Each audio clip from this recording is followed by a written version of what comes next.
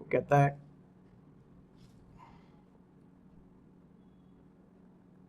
Covalent bond is formed by partial overlap of half-filled atomic orbitals having electrons with opposite spins। कुछ समझ आया? H2 का molecule होता, H2 के molecule में 1s में एक इलेक्ट्रॉन होता, ये एक हाइड्रोजन का, ये दूसरा हाइड्रोजन एटम है जिसका फिर ये 1s है, लेकिन इसमें जो इलेक्ट्रॉन है वो क्या एंटी क्लॉकवाइज, एक का क्लॉकवाइज का, इसलिए हमने बोला हैविंग। अब ये एक दूसरे पे थोड़ा थोड़ा ओवरलैप कर जाते हैं और ओवरलैप करके ये क्या बना लेता है, H2 बॉन्ड। तो शर्त क्या हुई कि एटॉमिक ऑर्बिटल्स थोड़ा सा ओवरलैप करते हैं, तो बोला पार्शियल ओवरलैप। लेकिन ओवरलैप करने वाले एटॉमिक ऑर्बिटल्स के लिए क्या शर्त है, हाफ फील्ड होने चाहिए। तो एक ऑर्बिटल में 2 इलेक्ट्रॉन आया करता है, तो उसमें 2 के बजाय एक है, तो इस चक्कर में कि मैं पेयर अप हो जाऊँ, इसमें भी 2 आया करते हैं, 2 के बजाय एक है, मैं आ जाऊँ। लेकिन अगर दोनों सेम स्पिन के होते हैं तो दोनों इलेक्ट्रॉन्स एक दूसरे को रिपेल ओवरलैप नहीं करते, क्योंकि एक दूसरे को रिपेल कर रहे होते हैं। अब अपोजिट स्पिन होने की वजह से उनकी मैग्नेटिक फील्ड अपोजिट नेचर की हो गई, इसलिए वो एक दूसरे को अट्रैक्ट कर गए। अब हम छोटे छोटे वाले मॉलिक्यूल पढ़ा करते हैं जानबूझ के, क्योंकि थ्योरी के पेपर में जनरली ये सब बात नहीं आती, सिर्फ कंसेप्ट क्लियर करने के लिए। थ्योरी में क्या आता है वो भी पढ़ने जा रहे हैं। ये 1s है किसी हाइड्रोजन एटम का। अब बॉन्डिंग किसके साथ बनानी है, F की, तो F का एटॉमिक नंबर क्या होता है 9, और 9s 1s2 2s2 2p5, और 2p5 कैसे लिखेंगे, 1 2 3 4 5। तो ये एक इलेक्ट्रॉन कैसा रह गया,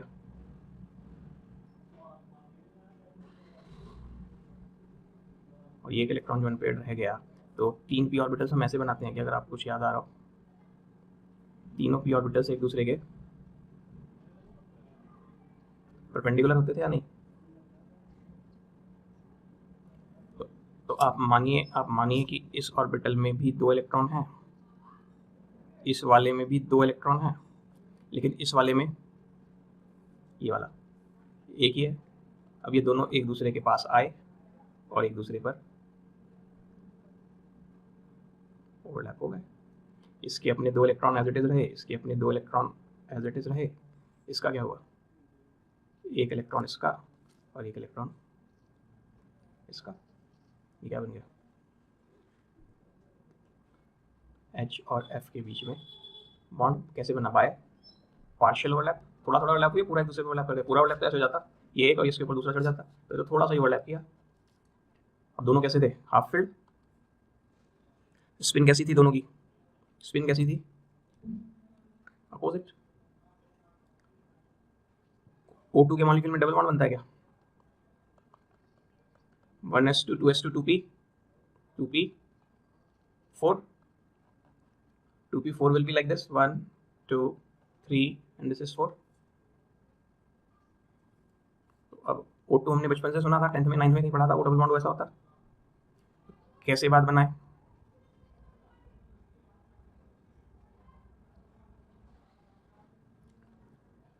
इसमें भी एक इलेक्ट्रॉन है, इसमें भी एक इलेक्ट्रॉन है, और ये तीसरा p ऑर्बिटल है, इसमें 2 इलेक्ट्रॉन है, तो ये 2 वाले है। अब ये मैं शॉर्ट मार रहा हूँ, दूसरा वाला O इस पर सीधा ओवरलैप करके दिखा रहा हूँ। ये ओवरलैप कर गया दूसरा ऑक्सीजन, इसमें एक इलेक्ट्रॉन था, इसमें 2 थे, ये इसमें ऐसा था। ये वाला जब ये एक दूसरे पे ओवरलैप कर रहे होंगे तो ये वाले एक दूसरे से साइड से टच कर जाएंगे, समझ रहे हो। ये एक दूसरे के साथ साइड से ओवरलैप कर जाएंगे इस तरह से, और जब साइड से ओवरलैप कर गए तो फिर से क्या बन गया, बॉन्ड। तो एक बॉन्ड तो ये बना ओवरलैप से, और एक बॉन्ड इनकी ओवरलैपिंग से बना। ये भी हाफ फील्ड था और ये भी हाफ फील्ड था।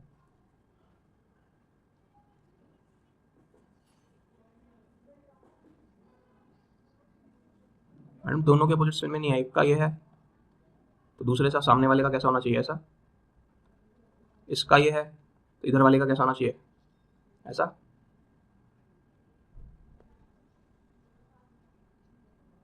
तो पी तो होता है, 3 पी नहीं बताए थे आपको, ये 3 पी तो है, पी की शेप कैसी बताई थी, और क्या तय हुआ था, P X P Y P Z तीनों एक दूसरे के, P X P Y P Z तीनों एक दूसरे के। सर कोई तो बोलो, बस वो हमने जब बना के दिखाए थे तब आपको खिचड़ी ना बने तो अलग अलग बना दिए थे, अब तीनों को एक जगह दिखा दिया, क्योंकि तीनों परपेंडिकुलर तो जब भी होंगे जब एक जगह हो गए। अब ये वाले फोटो फूल पत्ते जैसे बनाने तो बहुत मुश्किल हो रहे होते होंगे हर बार, और ये तो अभी हल्के फुल्के से मॉलिक्यूल बना रहे हैं, थोड़े टिपिकल टिपिकल से मॉलिक्यूल हो गए, तो क्या कर लेंगे। तो उन्होंने कहा ऐसा करो, इसका दूसरा शॉर्टकट निकालो। क्या निकालो, बोला हाइड्रोजन का कॉन्फिगरेशन 1s1, दूसरे हाइड्रोजन का कॉन्फिगरेशन भी 1s1, इसको ऐसे दिखा दो, और दूसरे हाइड्रोजन के 1s को ऐसे दिखा दो, ठीक है। और फिर इनके चारों तरफ एक डॉटेड लाइन बना दो, ये दिखाने के लिए कि ये दोनों एक दूसरे पे डॉटेड ओवरलैप कर चुके हैं, पार्शियल ओवरलैप कर चुके हैं H2 के मॉलिक्यूल को। ये H2 के मॉलिक्यूल की ओवरलैपिंग दिखाने का तरीका निकाला इन्होंने। अब हाइड्रोजन, पहले फ्लोरीन पकड़ लेता हूँ, फ्लोरीन 1s2 2s2 2p5 था, तो उस 2p5 को मैंने ऐसे दिखा दिया 1 2 3 4 5, hundred of maximum multiplicity, first singly filled and then pairing takes place. फिर हाइड्रोजन का जो 1s1 होता है उसे इसने ऐसे दिखा दिया, ये और ये कौन है, 1s ऑफ हाइड्रोजन, और यहाँ पे हमने डॉटेड लाइन बना दी, क्या दिखाने के लिए कि पार्शियली ओवरलैप कर रहे हैं, हो गया। अब O2 का देखो, O2 का 8 होता है, 1s2 2s2 2p4, 1 2 3 and this is 4। दूसरे होगा भी 1s2 2s2 2p4। अब ये थोड़ी सी होशियारी रखता है, 1 2 3 4, हंसुल तक भी लग रहा है नहीं। अब ये इस पे ओवरलैप कर गया, दिस इज 1 सिग्मा बॉन्ड, ये इस पे ओवरलैप कर गया, this is another sigma bond, ये this is 1 covalent bond, this is 1 covalent bond. मैं बार बार आपको आगे की बात बोल दे रहा हूँ, बोलिए हो गया क्या।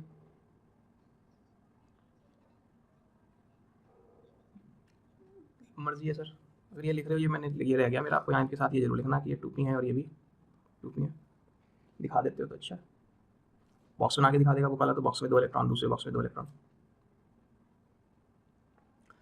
अब इस ओवरलैपिंग के बेसिस पे एक तो इंपॉर्टेंट बात ये लिखी इन्होंने, greater the extent of overlapping stronger is the bond formed, यानी ये एटॉमिक ऑर्बिटल्स जितना ज़्यादा एक दूसरे पे ओवरलैप कर लेंगे उतना स्ट्रॉन्ग बॉन्ड बन जाएगा, उतना स्ट्रॉन्ग बॉन्ड बनेगा, ठीक है। अब हमें कैसे पता चले किसमें ओवरलैपिंग ज़्यादा हो रही है किसमें कम हो रही है, कहीं हम अंदर झाँक के थोड़ी देख सकते हैं, है कि नहीं। तो अभी अंदाज़ा लगना शुरू हो जाएगा, पॉइंट हमारी नॉलेज में आ चुका है, और अंदाज़ा कैसे लगेगा अभी सीख जाएंगे।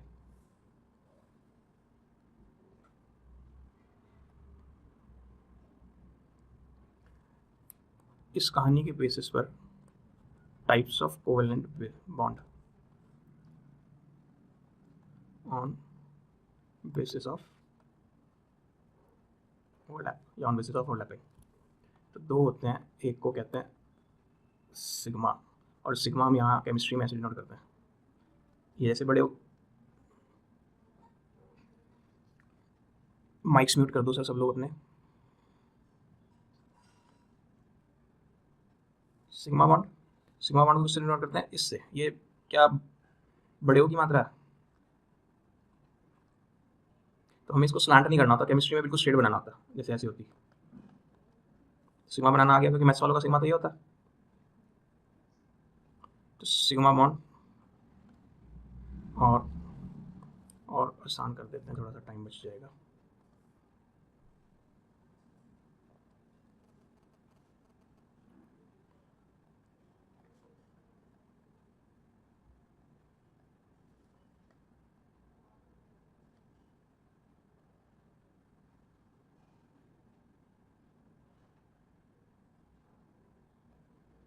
दूसरा टाइप क्या हो जाएगी, दूसरी बॉन्ड का नाम, टाइप का नाम पाई बॉन्ड, और pi is denoted by this Y. समझे क्या? अब सिग्मा बॉन्ड कहते हैं किसको है, सर से सर टकराना समझते हो हिंदी में, तो सर से सर टकराने को कहता है form by head on overlap, और साइड से टाइप टकराना को कहता है, अभी दिखाऊंगा बना के, form by side wise. Side wise का ही दूसरा नाम दूसरी तरह से क्या बोल देते हैं उसे, लेटरल ओवरलैप। ठीक है, अब इनका मतलब क्या है हमें तो समझ नहीं आ रहा। तो देखो आ गया क्या, ये आपका एस, ये आपका एस, एस सब तरफ से स्फेरिकल कह सकता हूँ, एक जैसा कह सकता हूँ, तो सब तरफ से एक जैसा है तो बोलूँ सब तरफ से सर ही सर है। अरे या कह दो अपने सर जैसा है, हमारा सर भी गोल सही है, हेड, तो जिधर से भी टकराया तो कहते सर से सर टकराया, तो जब सर से सर टकराया यानी हेड ऑन ओवरलैप, और हेड ऑन ओवरलैप को क्या कहते हैं, सिग्मा बॉन्ड। अब एस पी ओवरलैप में एक एस दूसरे पी से टकराया, तो ये और ये दो जहां मैंने शेड किया, ये पी ऑर्बिटल के सर कहला सकता है, और यहाँ जहाँ मेरा पेन इस वक्त चल रहा है ये इसकी साइड है या ये इसकी साइड है, नहीं पता चला क्या कहा मैंने, ये चीज़ क्या, तो सर उसमें कुछ केमिस्ट्री थोड़ी पढ़ा रहा हूँ, ये बंदा खड़ा है, इसको क्या बोलूँ भाई तेरा सर है ये, और इसको बोलूँ भाई ये तेरी साइड है, तो ये पी ऑर्बिटल खड़ा है तो इसको क्या बोलूँ तेरा सर है और ये तेरी साइड है। अब आप जी कैसे है बताओ, इसमें मैं क्या समझाऊँ कैसे है, साइड कहते हैं ना इसको, इसको भी साइड कहते हैं ना, और इसको मैं पलट दूँ तो पलट दूँ, ये बंदा हमारा स्पेशल है, इसके ऊपर और नीचे एक साथ होता है, इसका ये भी क्या है हेड, और ये भी क्या है हेड, और ये क्या है इधर इधर साइड है। तो अब किसने किसको टक्कर मारी, इसके सर ने तो सर ही है, सर ने सर को टक्कर मारी क्या, तो ये भी क्या कहलाया हेड ऑन ओवरलैप, और क्योंकि फिर से हेड ऑन ओवरलैप हुआ तो कौन सा बॉन्ड, वाकई मुश्किल है नहीं। अब पी पी ओवरलैप, एक पी दूसरे वर्ड से बोला हम सर से अपना सर टकराते हैं, तो देखो सर से सर टकरा रहे हैं क्या, और जब सर से सर टकरा रहे तो क्या बन गए, बस। अब ये लंबे लंबे है दोनों, ये स्फेरिकल है, ये लंबा है ना, तो लंबा है ना, तो लंबा लंबा एक दूसरे ऊपर ज्यादा चढ़ते चले जा सकते हैं क्या,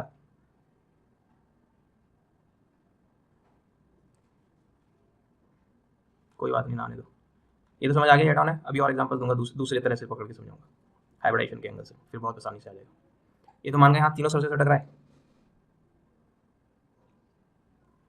अब ये साइड वाइज ओवरलैपिंग कैसी होती है सर, हमें ये भी करके दिखाओ, तो पीपी ओवरलैप, पीपी तो आप यहाँ भी ले चुके, लेकिन इस बार दो पी क्या कह रहे हैं, चलो हम दोनों साइड से साइड टक्कर मार के देखते हैं, लो भाई मारो,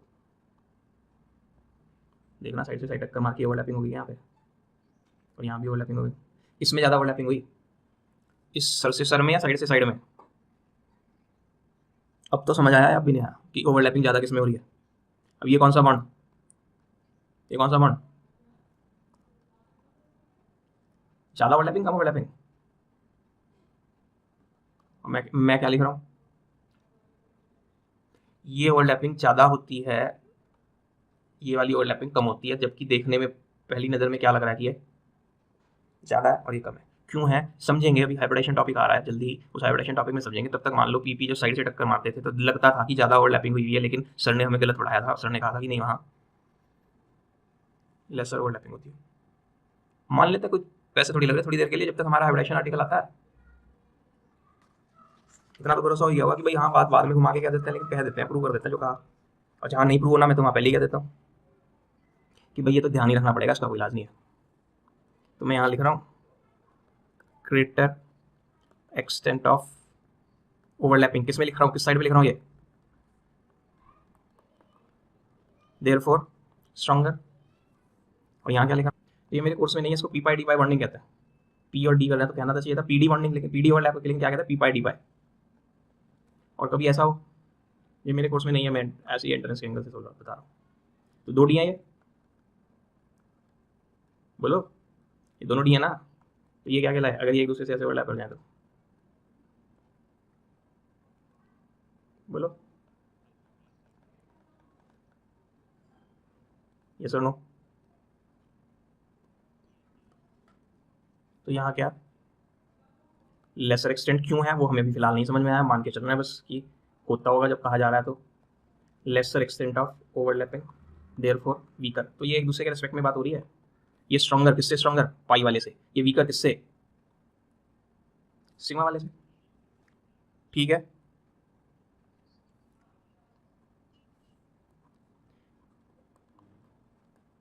free rotation about sigma bond is possible, और यहाँ क्या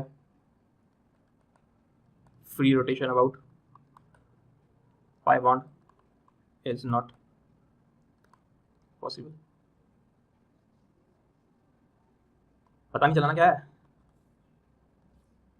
आइसोमेरिज्म नाम सुना है, कोई बात नहीं, मैं तो खुद ही कह रहा था उस समय, देखो खुद ही बोल देता हूँ जो नहीं पता चला, ये पॉइंट हमें पता नहीं चला, ये पॉइंट हमें पता नहीं चला, स्टार मार्क कर दो। तो हम एक वर्ड पढ़ेंगे आगे जाके, ज्योमेट्रिकल आइसोमेरिज्म, क्या नाम बोला। तो जब ज्योमेट्रिकल आइसोमेरिज्म करेंगे तब ये वाला पॉइंट इस्तेमाल होगा और ऑटोमेटिकली उस वक्त समझ आ जाएगा, और मैं आपको वीडियो में सामने आके पेन वेन हाथ में लेके घुमा फिरा के दिखाऊंगा, ये देखो ये घूम रहा है नहीं घूम रहा। इथीन नाम सुना, इथीन, तो बस जब इथीन प्रोपीन करेंगे और इथीन इथाइन करेंगे तब ये वाली चीज़ें यूज़ करेंगे वहाँ पे, ठीक है। 1 symmetrical electron cloud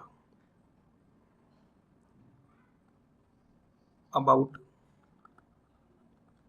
inter nuclear axis, ये भी नहीं समझ आया क्या कह रहे हैं, मैं तो खुद ही कह रहा हूँ सर, ये वाला पॉइंट भी नहीं आया, लेकिन ये भी समझा रहा हूँ। 2 electron clouds, 1 above and 1 below inter nuclear axis, ठीक है। लिख तो लिया, हमें समझ नहीं आया क्या हो रहा, यही हुआ ना, तो यही दुर्घटना तो हुई अब तक। तो अब देखो डिफरेंस खत्म हुए और हम इन चीज़ों के एक्सप्लेनेशन की तरफ आते हैं। अब एक चीज़ हम कहेंगे पॉजिटिव ओवरलैप, एक चीज़ हम कहेंगे नेगेटिव ओवरलैप, और एक चीज़ हम कहेंगे जीरो ओवरलैप। अब ना तो इससे बॉन्ड बनेगा ना इससे बॉन्ड बनेगा, बॉन्ड सिर्फ। अब पॉजिटिव ओवरलैप का मतलब क्या है, जो एस स्फीयर होता है उसको ये प्लस से रिप्रेजेंट करना है, प्लस का मतलब यहाँ साइन नहीं है, इसकी डायरेक्शन सब जगह से एक जैसी है, इसको पी दिखा देता है। ये P orbital head on overlap हो रहा है क्या, ये अगर मैं ओरिजिन मान रहा हूँ या न्यूक्लियस मान रहा हूँ, ये 2 लोब्स हैं, तो अगर मैं ओरिजिन मान रहा हूँ मैथ्स वाला एंगल तो एक साइड प्लस है तो एक साइड माइनस है, और अगर मैं इधर प्लस कर दूँ तो इधर माइनस है, अगर मैं इसे ओरिजिन मान रहा हूँ। तो प्लस वाला प्लस पे ओवरलैप करना चाहिए क्या, प्लस प्लस अट्रैक्ट करने चाहिए, रिपेल करने चाहिए, रिपेल करने चाहिए। तो ये प्लस प्लस ओवरलैप कर जाते हैं और प्लस प्लस ओवरलैप करके ऐसा कुछ फोटो बनाता है।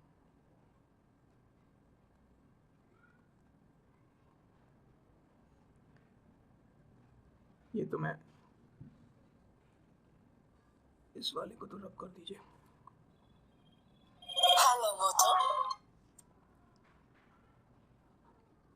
ठीक है। आपको जो हमें क्या ठीक है ठीक है समझ आ नहीं रहा, ठीक है ठीक है। आप तो ये क्या है, वेव देखिए, ये प्लस और ये माइनस, अब दिमाग लगाओ हाँ या नहीं, एक क्रेस्ट की तरफ एक दूसरी वेव इसके साथ मिली, दूसरी वेव है ये, और दोनों इंटरफेयर कर गई, एक दूसरे से गले मिल गई, तो क्या होगा, दिमाग लगा के देखो, इसका प्लस मिलके एक बड़ा कॉमन, इसका बड़ा, तो प्लस पे ओवरलैप कर गया का मतलब समझ गए क्या होता है, ये प्लस साइन थोड़ी है, ये प्लस तो क्रेस्ट की डायरेक्शन है, ये माइनस तो ट्रफ की डायरेक्शन है। आपको ये हमें मान लो आपको हमें अभी समझ नहीं आया, तो ये मैथमेटिकल एस्पेक्ट है सचमुच में बहुत हाई लेवल का, ये प्लस है माइनस है, और ये माइनस है प्लस है, और मैं समझाने के लिए क्या करता हूँ, ये दूसरी जो वेव लेता हूँ उसका प्लस माइनस मतलब छोटा वाला ले लेता हूँ। तो क्या होगा अगर आपने इन दोनों को गले मिला दिया, इन दोनों को ओवरलैप करा दिया, इन दोनों को इंटरफेयर करा दिया, फाइनल रिजल्टेंट देखना मैथ्स लगा के, ये जो है और छोटा ले लो जिससे आपकी आंखों को धोखा ना हो, आप इंस्टेंटली समझ जाओ।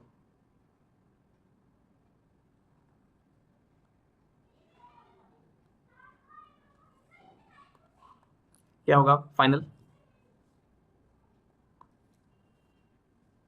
हाँ जी, बिल्कुल सही, बिल्कुल सही कह रहे हैं आप, बिल्कुल सही कह रहे हैं। ये जितनी थी, मान लो ये 4 सेंटीमीटर थी, ये 1 सेंटीमीटर थी, तो अब ये 3 सेंटीमीटर आ जाएगी। ये 4 थी, 1 थी, 3 आ जाएगी। ऐसे ये 4 सेंटीमीटर थी, 1 सेंटीमीटर थी, तो ये क्या कह रहे हैं, ये क्या एक दूसरे को, इसको कहते हैं डिस्ट्रक्टिव इंटरफेरेंस, एक दूसरे को बर्बाद करने की कोशिश कर रहे हैं क्या ये दोनों? भाई एक दूसरे को मार रहे हैं ना, ये इसकी हाइट को मार रहा है, ये इसकी डेप्थ को मार रहा है, नेट चमक रहा है क्या, तो इसको कहते हैं डिस्ट्रक्टिव। इसको कहते हैं, अरे इसको कंस्ट्रक्टिव, दोनों एक दूसरे को सपोर्ट कर रहे हैं। और इसको कहते हैं, इसको कंस्ट्रक्टिव और इसको, तो प्लस प्लस पे ओवरलैप करना ज्यादा पसंद करता ना, तो वो चीज है ये प्लस वो चीज साइन रिप्रेजेंट करते हैं। समझ गए अब? तो हमारी ये केमिस्ट्री वाले फिजिक्स वालों से उल्टा चल रहा है कि यहाँ प्लस माइनस पे ओवरलैप कर रहा है, प्लस माइनस पे ओवरलैप कर रहा है, क्या मतलब? समझ गए क्या मतलब? कि ये साइन नहीं है, तो डायरेक्शन ऑफ वेव है। Wave cloud, electron cloud wave, और वेव भी थे ना वेव फंक्शंस। इलेक्ट्रॉन क्लाउड्स का एक वेव फंक्शन नाम भी तो दिया हुआ था वहां पे श्रोडिंजर वेव इक्वेशन में। तो ये कौन सा पीपी ओवरलैप? क्या फिर से प्लस प्लस पे कर रहा है? फिर पीपी में ये भी कर सकता है।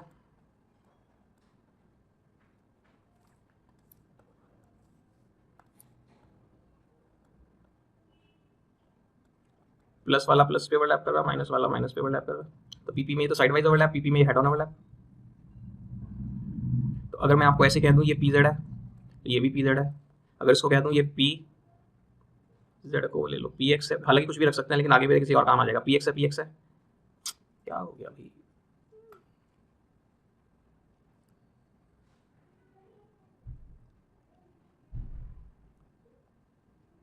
ये दोनों को क्या नाम दे दिया मैंने?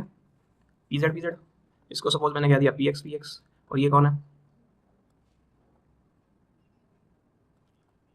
स्लांटिंग वाले, समझ गए? तो प्लस प्लस पे और माइनस वाला, तो ये सब पॉजिटिव ओवरलैप्स हैं, इनसे बॉन्ड बन जाएगा। और अगर मैं ये कहूँ नेगेटिव ओवरलैप, तो ये तो प्लस वाला, और ये कौन? ये वाला फिर से, ये तो प्लस वाला,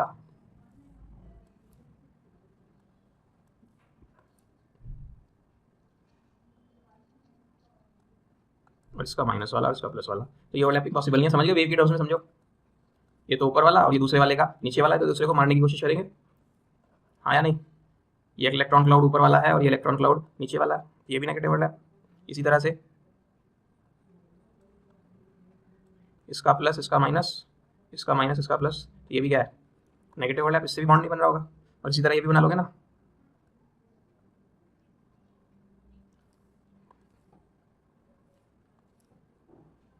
ये मैं अक्सर बुक में दिखा के छोड़ देता हूँ, प्रैक्टिस का खेल है देखो, क्योंकि इसे मैंने भी नहीं ज़्यादा बार बनाया, तो खूब बार मेरे से भी गलती हो रही है। तो ये सब कौन है? नेगेटिव ओवरलैप, इनसे बॉन्ड नहीं बनेगा। जीरो ओवरलैप क्या है? ये प्लस है, ये माइनस है, और ये साहब आ रहा है कौन? ये तो ओवरलैपिंग ही नहीं होना चाह रहे होंगे। देखो ये वाला हिस्सा ओवरलैप होने की जितनी कोशिश करेगा, ये उतना नहीं कोशिश करेगा, क्योंकि माइनस प्लस है। और एक दूसरा फोटो ये ले लो, दूसरा फोटो ये ले लो, ये मान लो ऐसी, मान लो ये पी एक्स है और ये मान लो पी वाई है। इन दोनों को अलग अलग एक्सेस मान ले वालो, ये पी एक्स है तो ये पी जेड है, ये पी वाई है तो ये पी जेड है। दो अलग अलग एक्सेस वाले ले लो, तो क्या बोलो? दो अलग अलग एक्सेस वाले ओवरलैप करेंगे क्या? तो इसको भी क्या कह दिया? Zero overlap. और वो जो आप इलेक्ट्रॉन क्लाउड वाली बात कह रहे थे, वो क्या चीज़ थी? सिमेट्री विमेट्री वाली बातें कह रहे थे, वो क्या चीज़ थी? कह रहे थे ना कुछ? ये तो बहुत सारे फूल पत्ते बने हुए, देखना ये जो साइड से साइड ओवरलैप हो रहा है। तो इस फोटो को देखो, इसमें दिखाया एक बादल ये बन गया, ये दोनों बादल आपस में गले मिलके एक बड़ा बादल ये रहा, और ये बादल और ये बादल मिलके एक दूसरा बादल ये रहा। तो इसको मैं अगर एक्सिस मान रहा हूँ सी और सी के बीच का, तो एक बादल ऊपर है उसके और एक बादल नीचे है। यहाँ देख लो और अच्छा लग रहा है, एक बादल ये ऊपर है, एक बादल ये नीचे है। और सिग्मा वाले बॉन्ड में क्या है? पूरा एक ही बादल है, दो बादल है, जिसको मैं शेड कर रहा हूँ। देखो भाई सिग्मा का एक ही बादल है ना, ये वाला बीच में। और अगर ये लाइन एक्सेस है, तो इस एक्सेस के चारों तरफ है ना वो बादल ऐसे। और पाई वाले में क्या किस्सा है? एक बादल यहाँ को है और एक बादल यहाँ को है। तो इस बात को हमने क्या लिखा? One symmetrical electron cloud about the internuclear axis. Internuclear axis समझ गए, दो न्यूक्लियस को मिलाने वाला। तो ये दो न्यूक्लियस को मिलाने वाला है क्या, ये लाइन यहाँ भी सी है यहाँ भी सी है, तो ये दो न्यूक्लियस को मिलाने वाली लाइन है जो यहाँ ये मैंने से बनाई। इसके चारों तरफ ये एक ही बादल है, किस नाम का, सिग्मा नाम का, और एक उसके ऊपर को बादल है, ये इंटरन्यूक्लियर एक्सिस तो ये वाली स्ट्रेट लाइन है, एक बादल उसके ऊपर है, एक बादल उसके ऊपर है, किस नाम के बादल है, दो बादल नहीं है, एक पाई के दो बादल, एक पाई के, देखो पाई पाई दो बार नहीं लिख रहा, कभी कंफ्यूज हो जाओ, एक पाई बॉन्ड के दो बादल होते हैं, एक ऊपर होता है बादल और एक बादल वर्ड मीन्स इलेक्ट्रॉन क्लाउड, एक बादल ऊपर एक बादल नीचे, तो ये दो पाई बॉन्ड नहीं है, पाई बॉन्ड कितने हैं, ये एक ही पाई बॉन्ड है, यहाँ नीचे लिखना चाहिए था, बस एक ही पाई बॉन्ड है। अब तो ये तो समझ आ गया क्लाउड वाला, आईआईटी एडवांस में इसके ऊपर क्वेश्चन आया हुआ इलेक्ट्रॉन क्लाउड के ऊपर, सिमेट्री के ऊपर, हो गया। अब हमारी बातें पेंडिंग क्या रह गई कि सिग्मा में ओवरलैपिंग ज़्यादा कैसे है और पाई में ओवरलैपिंग कम कैसे है, ये बात पेंडिंग में है। और एक बात ये पेंडिंग में है कि सिग्मा बॉन्ड के अबाउट फ्री रोटेशन हो जाता है और पाई के अबाउट फ्री रोटेशन नहीं होता। तो देखिए सर, पोलर तो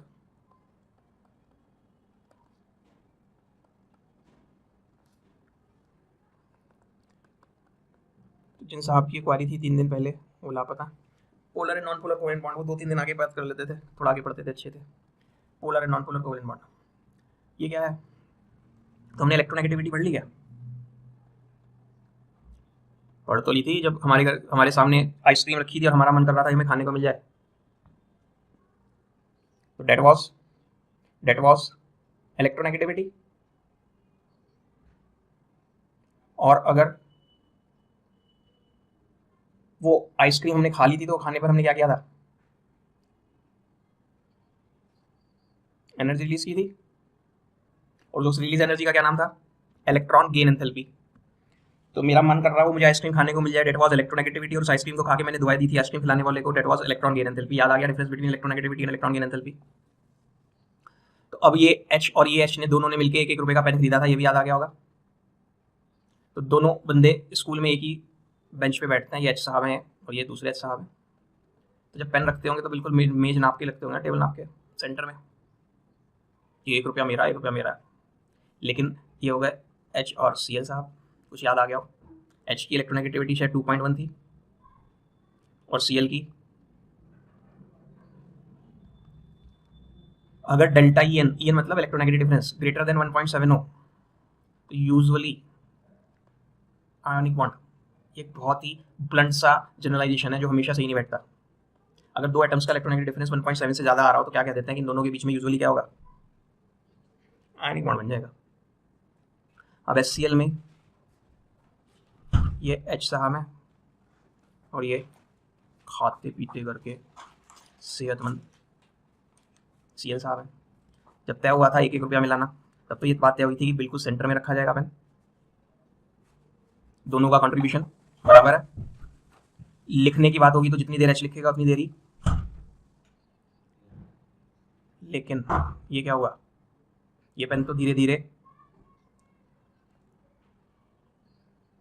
अब H मन ही मन खुड़ रहा है, बोल कुछ नहीं सकता। क्यों नहीं बोल सकता कि ये सेहतमंद है, दादागिरी दिखा रहा, घुरा रहा, देखो बड़ी बड़ी आंखें दिखा के घूर रहा बेचारे को।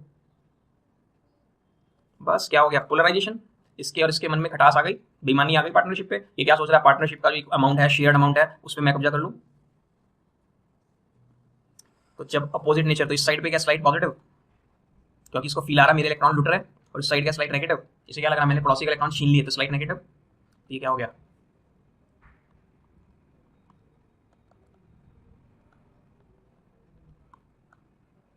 तो पोलर कोवैलेंट बॉन्ड कब बनता है बताओ, व्हेन, थोड़ी सी इंग्लिश बता दो sir, when two non identical, सही वर्ड लगाया आपने, या फिर हम क्या लगा दें उसी की तरह से, डिसिमिलर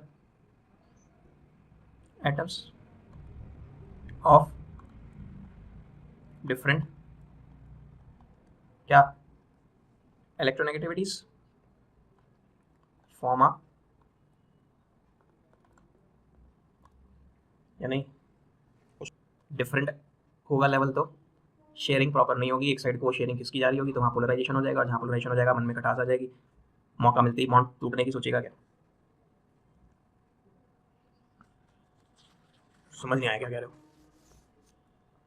दुनिया में कोई समझा नहीं रहा, बताओ क्या करें। अब क्या मैं ऐसे बोल सकता हूँ कि पोलैरिटी कोवेलेंट बॉन्ड में आने से थोड़ा सा आयनिक करेक्टर आ गया, पोलैरिटी आने से थोड़ा सा आयनिक करेक्टर आ गया, partial ionic character in covalent bond. तो जो भी पोलर कोवेलेंट बॉन्ड होगा, जो भी पोलर कोवेलेंट बॉन्ड होगा, उसमें थोड़ा सा क्या आ गया होगा,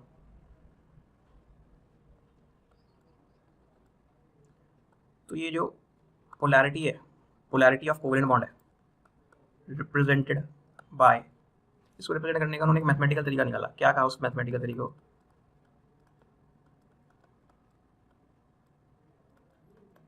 मोमेंट वर्ड इंडिपेंडेंटली आया, मोमेंट वर्ड तो उसका मतलब क्षण होता है, क्षण, लेकिन ये है डायपोल मोमेंट। मैं इसलिए ऐसे करके बोल रहा हूँ कि जब मैं सिर्फ लेक्चर दे रहा होता था ना क्लास में, बोलता डायपोल मोमेंट, तो लेक्चर देने के बाद कॉपियाँ चेक हुई जब कभी एग्जाम टेस्ट की, तो वहाँ लिखा हुआ है डायपोल मूवमेंट, तो मैं मूवमेंट बोल रहा होता हूँ, बच्चे स्टूडेंट समझ रहे होते हैं कि मूवमेंट तो नहीं होगा, यहाँ मूवमेंट ही सुना रहे होंगे। तो डायपोल मोमेंट होता क्या है, तो dipole moment is denoted bye, कौन है साहब, म्यू, म्यू म्यू बिल्ली वाला म्यू, ये होता है नए वाला न्यू, जो फ्रीक्वेंसी होता था न्यू, ये म्यू, तो mu is equal to Q into D. लोगों ने पूछा ये क्या बीमारी है, तो कोई पूछे व्हाट इज डायपोल मोमेंट, तो आप कह दो product of partial charge into distance between the centres of bonded atom. तो अगर मैं HF का डायपोल मोमेंट मेजर कर रहा था HCl का, तो इसके ऊपर स्लाइड पॉजिटिव आया था, इसमें स्लाइड, तो कौन इन दोनों में कौन ज़्यादा होगा, ये ज़्यादा होगा, ये ज़्यादा होगा। सबके सब बुद्धू वाली बात कर दी, बिल्कुल भी फिजिक्स नहीं पड़ी। जितना इस पे माइनस आया होगा तो नहीं तो इस पे प्लस आया होगा, लगाओ ना फिजिक्स जल्दी से, जितना इस पे माइनस आया होगा, फिजिक्स का फंडा यही है ना, आपस में लाओगे तभी तो न्यूट्रल होंगे बिल्कुल। किसी न्यूट्रल चीज में से मैं एक -1 वाला इलेक्ट्रॉन निकालता था तो बची हुई चीज पे +1 आ जाता था, नहीं एग्जैक्टली, और 2 माइनस निकालता था तो बची चीज पे 2 प्लस आता था एग्जैक्टली, जिससे कि वापस मिलने पर फिर से न्यूट्रल हो जाए। तो ऐसा थोड़ी होता माइनस थोड़ा ज्यादा है प्लस थोड़ा कम है। तो ये जो चार्जेस है, कौन से, ये वाला चार्ज लेना है, ये वाला चार्ज लेना, क्योंकि जगह कोई सा ले लो, हमें उसकी न्यूमेरिकल वैल्यू लेनी है। और डी कौन है, ये बॉन्डेड एटम्स के सेंटर के बीच की दूरी, इसी को बॉन्ड लेंथ भी कहा था क्या कलम ने, potential energy diagram H2 R0 से डिनोट किया था। तो कोई पूछता नहीं है, लेकिन कोई पूछे डायपोल मोमेंट की डेफिनेशन तो क्या होगी, it is the product of magnitude of charge into distance between covalently bonded, या between the centres of bonded atoms, या distance between the centres of covalently bonded atoms in polar covalent bond.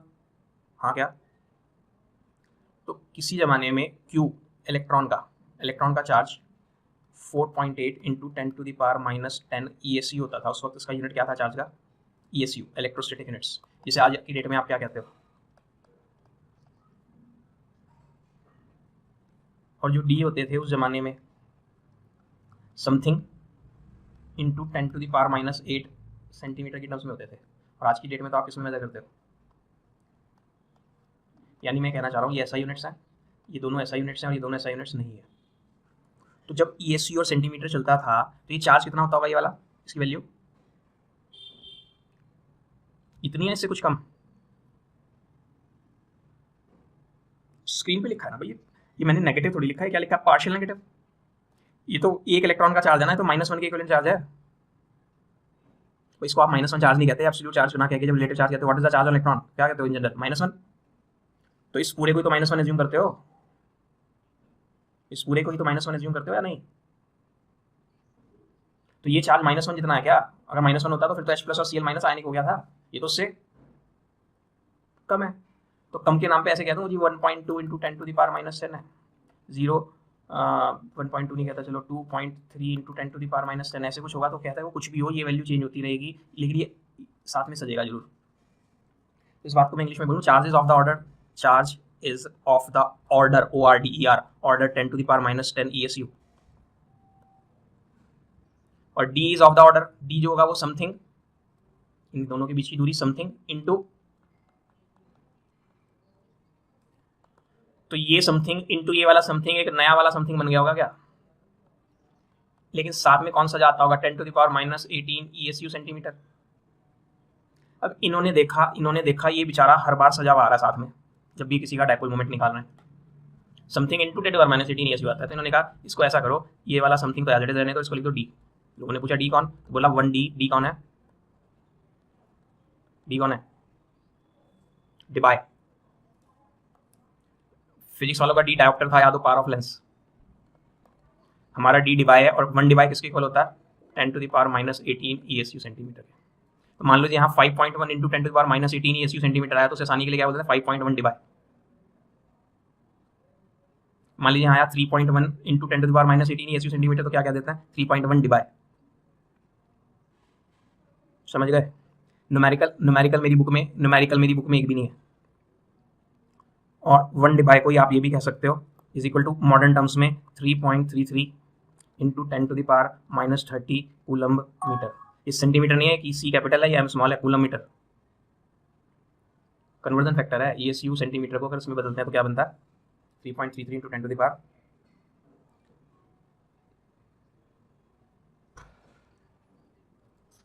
समझ गए क्या? क्या समझे कि dipole moment को represent करने का तरीका क्या है? डायपोल मोमेंट को रिप्रेजेंट करने का तरीका क्या है, बल्कि मुझे बोलना था डायपोल मोमेंट का यूनिट क्या है।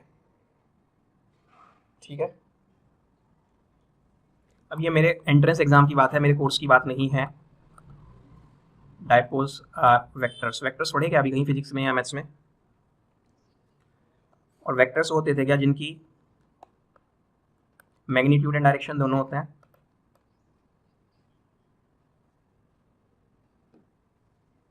और ये माना जाता है कन्वेंशनली कि प्लस और माइनस में डायरेक्शन हमेशा किधर होती है?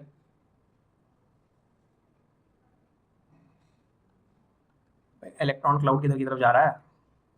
अगर इधर की तरफ जा रहा है तभी तो इस साइड नेगेटिव बन रहा होगा। देखो घबराओ मत, HCl का शेयर्ड पेयर इधर की तरफ जा रहा है ना, Cl की तरफ, तो जिधर की तरफ शेयर्ड पेयर जा रहा है वही तो नेगेटिव जनरेट हो रहा होगा। तो बस सिंपल बात है कि कन्वेंशनली डायरेक्शन किस बेसिस पे डिसाइड करते हैं? डायरेक्शन ऑफ डायपोल कि जी किधर की तरफ शिफ्ट हो रहा था पॉजिटिव से। तो मान लीजिए ये कोई मॉलिक्यूल है, बेंड शेप है क्या ये? मैं इसको ऐसे बनाऊँ तो कल पढ़ी थी बेंड शेप। तो अब इस एक्स और वाई वाले किस्से में मान लो वाई ज्यादा इलेक्ट्रोनेगेटिव है, तो इस पे स्लाइट नेगेटिव और इस पे हो रहा होगा नहीं? तो फिजिक्स लगाओ, ये इधर खींच रहा है, ये इधर खींच रहा है, तो नेट रिजल्टेंट इधर आ रहा होगा या नहीं?